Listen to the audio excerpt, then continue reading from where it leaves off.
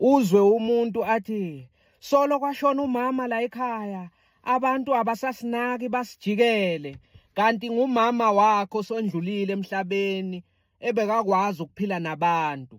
Uma kushoniwe emndenini kube nguye othatha ukudla kwalapha ekhaya noma hamba ayothenga izinto zokubhaka abhake akhiphe nemali afike lapho kushonwe khona abanike lawo maskonsi abeke no200 phezulu athi sikhala kanye nani nibakithi nibomndeni nathi sisemanzini nani kule ikhathi ezinzima.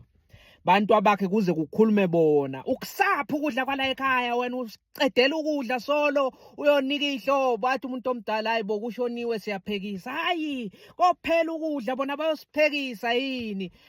Umuntu omdala aphume ngenkana alekelele abatshele ukuthi hey phela nabo siyobadinga laba bantu ngelinye ilanga.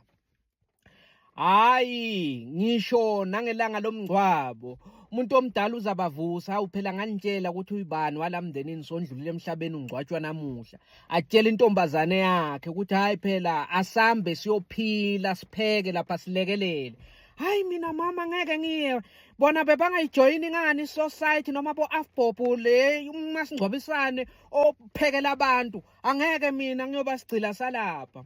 Athi uvusa umfana wakhe athi hayi mina nginebhabhalazi ngiphethwe ikhanda hayi ngeke angilapho. Umuntu omdala ngokwazi ukuthi umndeni ubalulekile afika abacolisele bantu abakhe athi hayi bantu abami bathe ngibacolisele ngoba lo wentombazane uthi udiniwe bekasebenza ebusuku socamba amanga uvikela isithunzi sabo.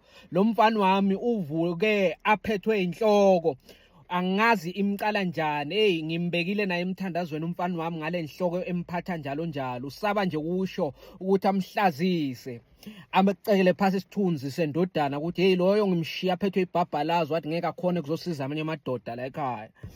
Lento nje ukuthi umuntu athi hayi kwanele kushona ubaba noma kwanele kushona umama abantu bomndeni abasasinaki nawe zihlole ukuthi wafunda na ukuthi uphile nabanye bantu bomakhelwane abantu bomndeni. Uma kunento kamakhelwane uyolekelela ngabe unayo u10 rand 100 rand ubanike ukhombe ukuthi ungumuntu uphila nabo. Ngabe vele khona isimo esiphuthumayo kumele usi-attende uvele kuba yisicelo esigenuine ukuthi vele kukhona la ubambeke khona hayi ukuthi wena njalo uneyidoru nama excuse ukuthi ungasizi bomakhelwane ungasizi emndenini. Nawe icheck hayi lento kwanele kushona umama la ekhaya wasijikela abakakujikeli awukase waya emngcwabeni awukase waya kunomsebenzi emndenini bokuhlale kuye umama wakho besiphila naye umama wakho bekanengcondo.